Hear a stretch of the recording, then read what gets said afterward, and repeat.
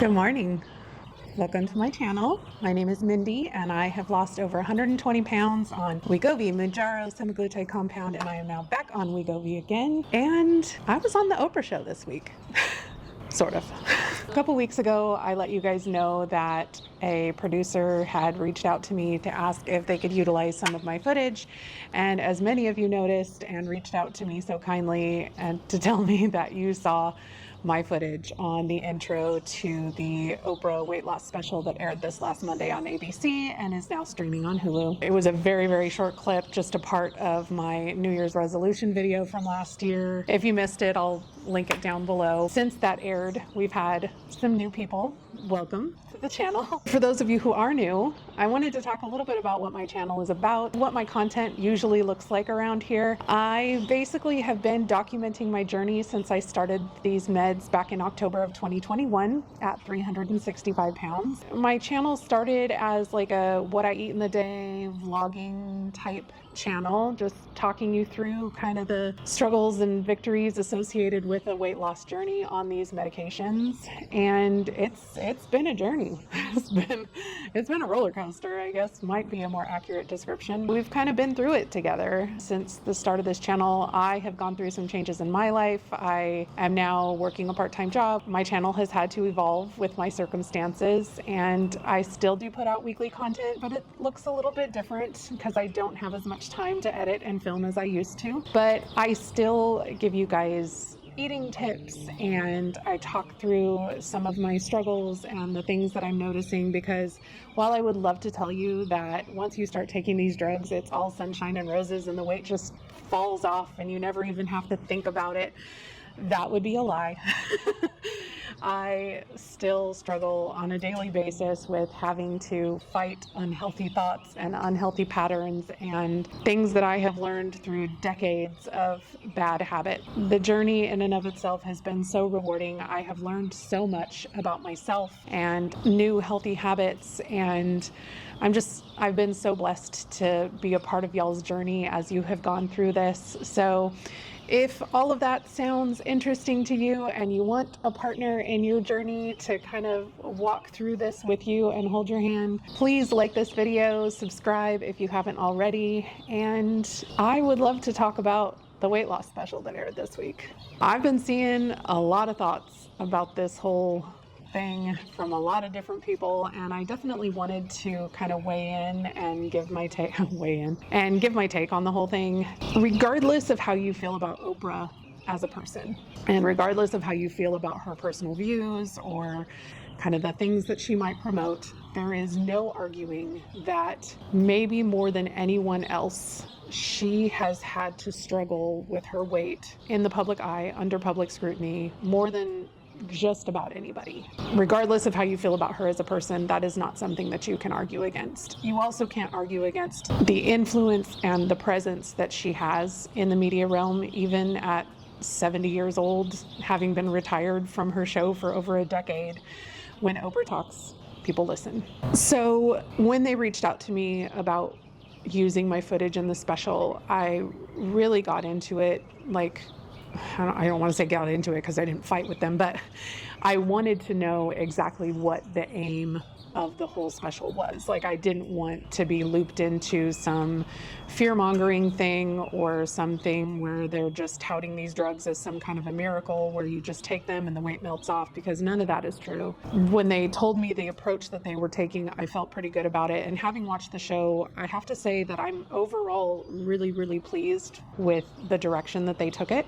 It was definitely a conversation that needed to be had in terms of talking about obesity as a disease. I have always struggled with that label about obesity being a disease, because there's a big part of me that even though I have lived as an obese person for pretty much my entire life, and I've experienced the difference between my experience with weight versus the experience of my thin friends' experience with weight and nutrition and health. I never liked it when people called obesity a disease.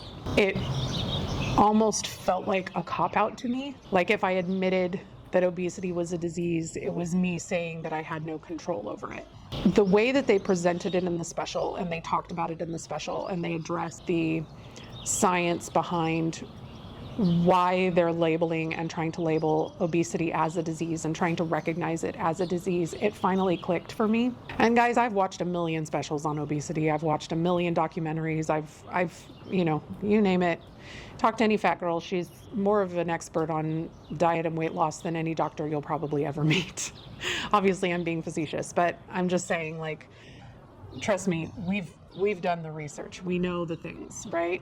It just felt very different listening to them talk about it in that way and knowing what these meds have done for me and how they have addressed the deficiency in my body. It feels so much better knowing that these medicines are out there and that they are available to people. Some of the things that I loved about the special were the fact that they talked about how these meds are a tool.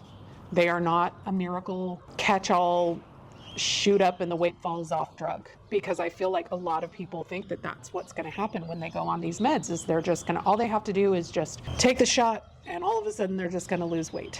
They talked about how it was just one tool in a multi-pronged approach of diet and exercise and resistance training and things like that, which has definitely been my experience. And I feel the reason that I'm still losing weight 2.5 years later is because I have approached this from a standpoint of using Wegovy and Mounjaro and semaglutide compound and now Wegovy again as just one tool in my toolbox. I'm not relying on them entirely to do the work for me. I know that I still have healthy habits to learn and to put into place in order to make that weight loss happen long term. I loved that she went through some success stories with people. Obviously, that's always encouraging and motivating, my buddy, to hear those success stories and hear from other people who have had success on these meds long term.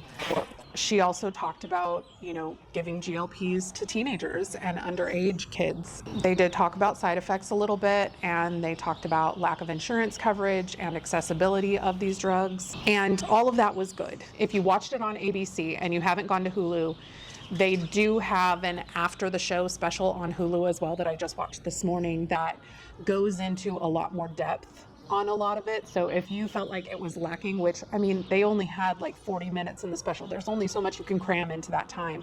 But they had a longer kind of after the show thing on Hulu that if you haven't seen, I would definitely go back and watch. There were things that I really didn't like as well. One of the biggest things that I didn't like was that they really glossed over the supply issues. Like, Oprah asked about the supply issues and they said that it was just due to unprecedented demand, and then they moved on. They just glossed over it, the Eli Lilly and Novo Nordisk reps. And I think that that's a very touchy subject for a lot of people, especially people who are on Ozempic and Mounjaro, which are meant for diabetes treatment. The fact that a lot of people who have type 2 diabetes are unable to get access to those medicines because of the supply issues, and yet Eli Lilly and Novo Nordisk are still launching into new markets. They're making the meds available to more places when they can't even service the markets that they are already in, I feel like is something that they definitely should have at least talked about. Yeah, I wasn't super keen on that. The fact that it was just like, oh yeah, there's supply issues, moving right along. Because I think that's something that people that are watching this special are gonna want to get on these meds. And that's something that they need to know. That yeah, they might finally talk to a doctor. They might finally get insurance coverage, but good luck finding them in the low doses. And I just think that's sad and upsetting that they really glossed over that so much. I feel like they also really downplayed the side effects portion. They spent a lot of time talking about the extremely rare, life-threatening side effects, but they didn't really spend much time at all talking about the everyday, most common side effects that are the things that most people are going to have to endure on these drugs. Obviously, constipation is a huge one, and for a lot of people, it's extremely uncomfortable. The nausea. I have been extremely lucky in that I haven't had very extreme side effects on these meds, but a lot of that is because I've been extremely proactive with supplementation and making sure that I'm helping my body do what it needs to do in order to not suffer horribly with the side effects on these meds. If you're curious about what I'm talking about, I do have a side effect video on my channel. You can check out that side effects video here, and I do talk about the supplements that I take that really help to mitigate the side effects that are most common on these meds. The other thing that really irked me in the after show, where Oprah asked about people adapting to the drugs and needing to go to a higher dose in order to still feel the effects, and they basically brushed that aside. They said that it's not really about people adapting to the meds, that it's just about finding the right dose and just sticking with it. And if you've been on these meds for any length of time, you know there is adaptation that happens, for sure. I do not have the same effects from these meds from a food noise dampening standpoint as I did when I first started these meds. When I first started, I never thought about food. Like, I had to eat on a clock because I literally was never hungry. I didn't think about food. I didn't care about food. I still liked food, but it was just like, whatever. And as somebody who is a binge eater, emotional eater, like, that was massive for me. It was so exciting. And when that started to go away, like, I still have it to some degree, but nowhere near what it was like in the beginning. So for them to just say that adaptation isn't a thing, like, period, was frustrating to say the least, and invalidating at the most. Almost gaslighting, honestly. It was pretty triggering for me. I got a little irritated that they just kind of brushed that aside. Yeah, I was not happy. One of the other things that they addressed in the after special was the importance of seeking treatment from an obesity expert or a doctor who is extremely familiar with these medications. And I agree with that wholeheartedly. Throughout my journey, I had to fire 3 doctors to find the right medical team to help me along this journey. And I love my current doctor. I've never felt like I've had a partner in my medical treatment, and this is the first time in my life that I don't feel like I'm being blamed for my weight. This is the first time that I felt like my doctor is actually trying to help find a solution, and I wish that for everybody. So if you have a medical team or a doctor or whoever it is that you're seeing, if you do not feel supported by them 100%, I encourage you to look for another doctor, because there is no reason that your doctor should make you feel guilty about your weight. There's absolutely no reason for that whatsoever, because it's not going to help. It's not going to help at all. You want somebody that's going to be helping you fight, not somebody that's blaming you for where you're at. I also loved that they talked about how important it was to get enough protein and resistance strength training as a part of your weight loss program. About 1.5 years ago, I started really upping my protein intake when I noticed that my hair loss was getting out of control, and it has made all the difference in my weight loss, in how I feel, in the way my body looks. I've stopped losing as much muscle mass. I do use a high protein recipe subscription called Macro Friendly Food. She has over 900 high protein, low calorie recipes on her site, and all of them are delicious, family friendly, no special ingredients, super quick and easy to throw together. And a lot of it is very comfort food focused. Like, all of her recipes this last month were Chili's copycat. If you're somebody that loves food and you know that you're not a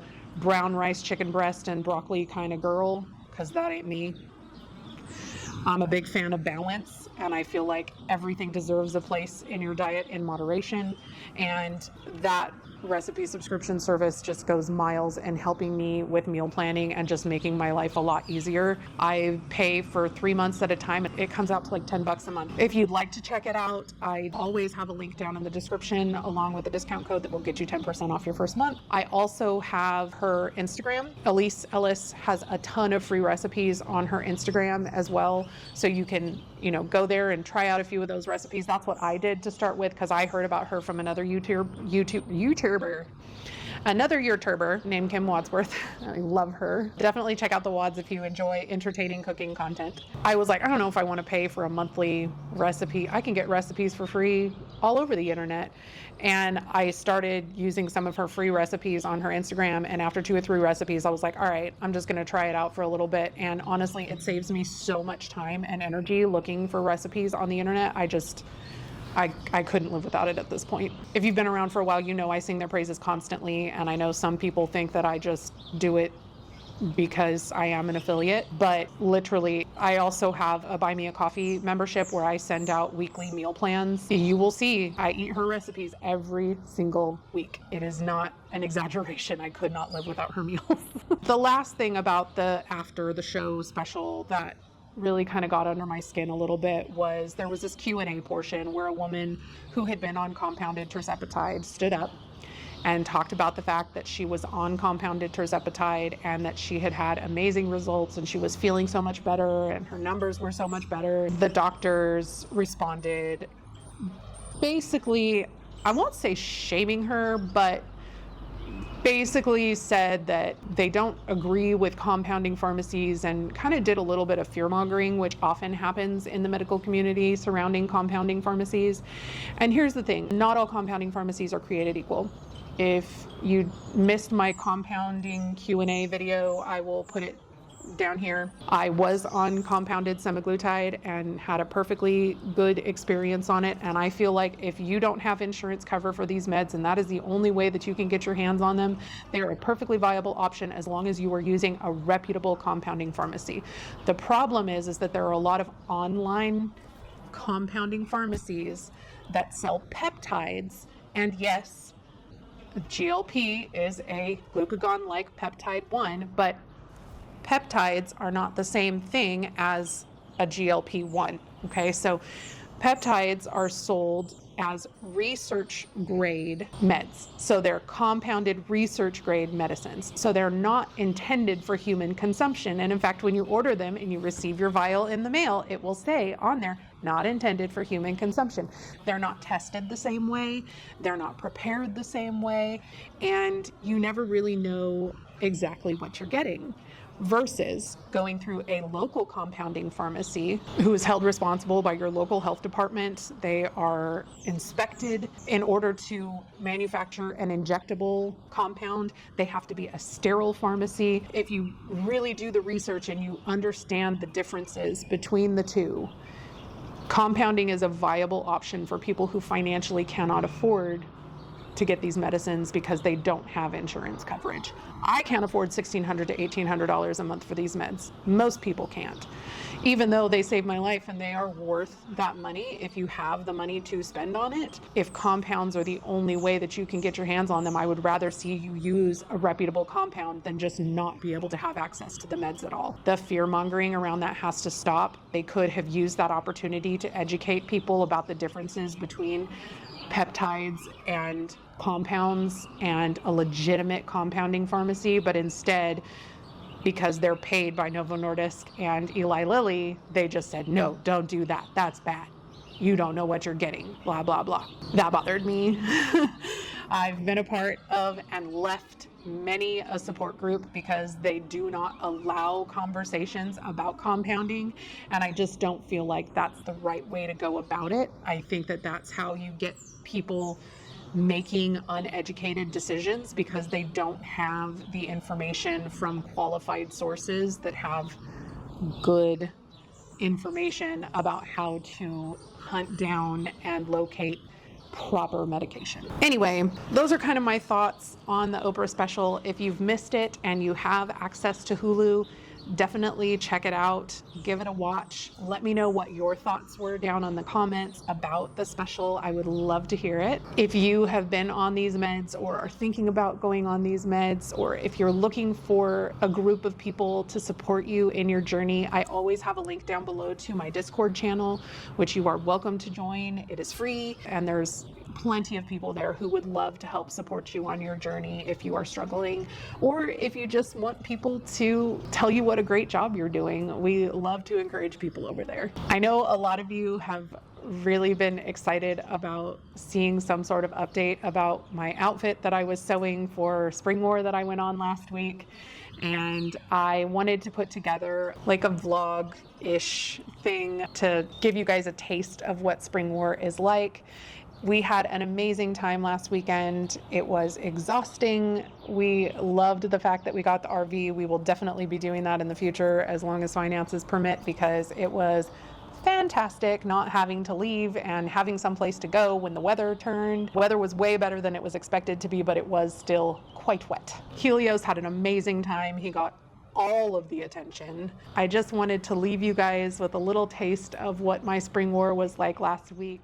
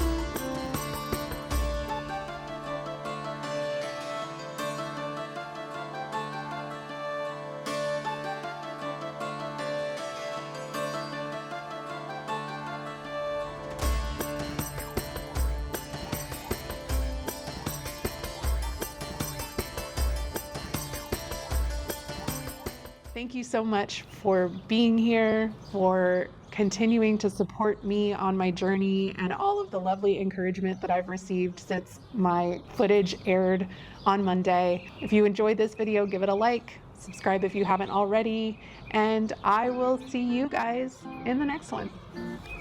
Bye.